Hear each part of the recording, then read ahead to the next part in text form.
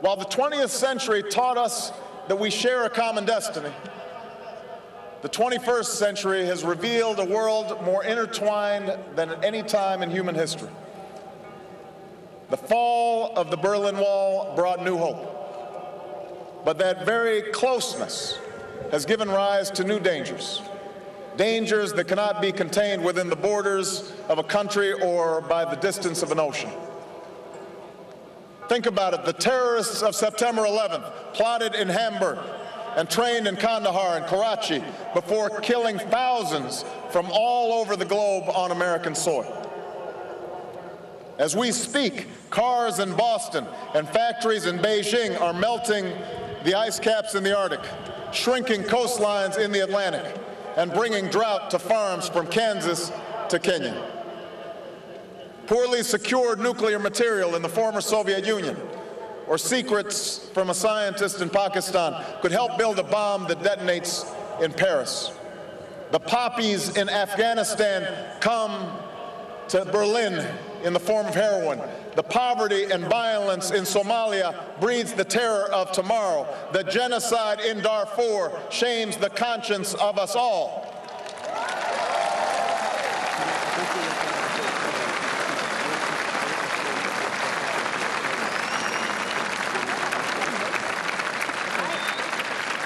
In this new world, such dangerous currents have swept along faster than our efforts to contain them, and that is why we cannot afford to be divided.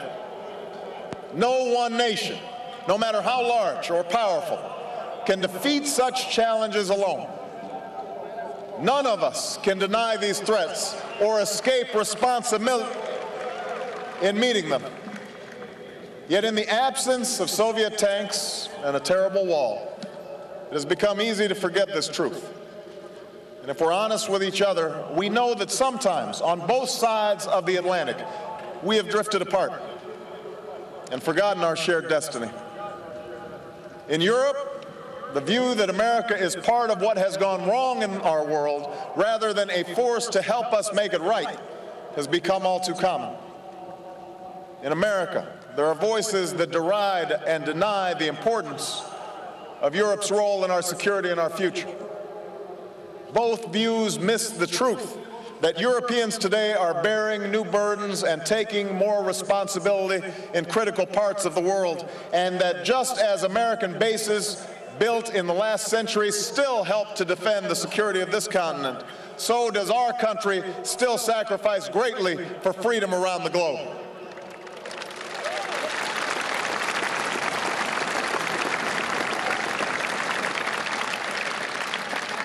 Yes, there have been differences between America and Europe. No doubt there will be differences in the future. But the burdens of global citizenship continue to bind us together. A change of leadership in Washington will not lift this burden. In this new century, Americans and Europeans alike will be required to do more, not less. Partnership and cooperation among nations is not a choice. It is the only way, the one way, to protect our common security and advance our common humanity.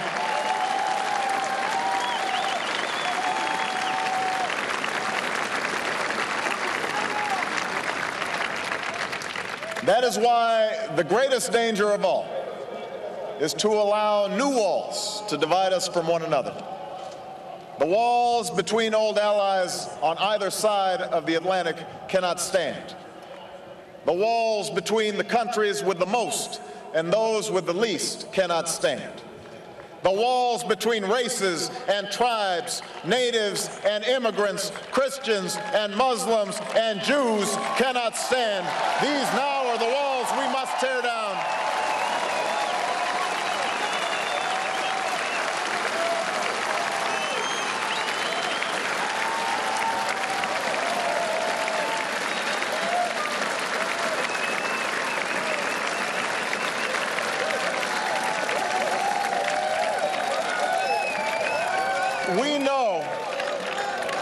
We know that these walls have fallen before. After centuries of strife, the people of Europe have formed a union of promise and prosperity. Here, at the base of a column built to mark victory in war, we meet in the center of a Europe at peace.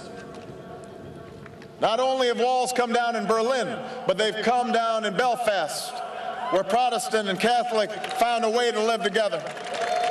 In the Balkans, where our Atlantic Alliance ended wars and brought savage war criminals to justice. And in South Africa, where the struggle of a courageous people defeated apartheid.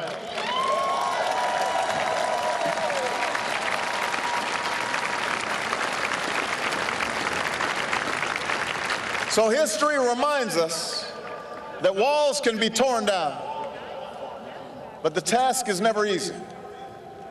True partnership and true progress requires constant work and sustained sacrifice. They require sharing the burdens of development and diplomacy, of peace and progress. They require allies who will listen to each other, learn from each other, and most of all, trust each other.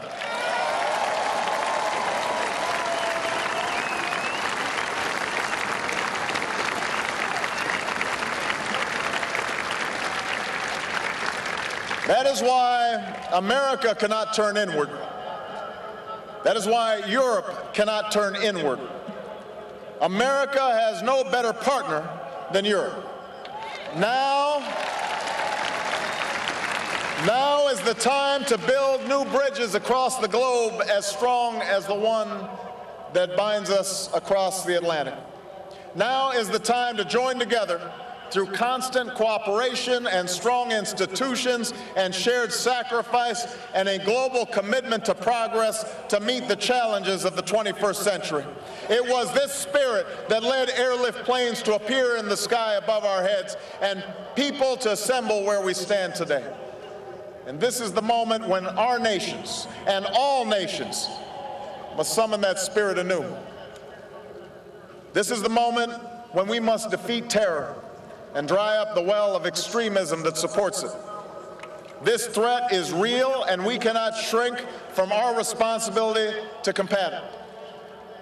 If we could create NATO to face down the Soviet Union, we can join in a new and global partnership to dismantle the networks that have struck in Madrid and Amman, in London and Bali, in Washington and New York. If we could win a battle of ideas against the communists, we can stand with the vast majority of Muslims who reject the extremism that leads to hate instead of hope.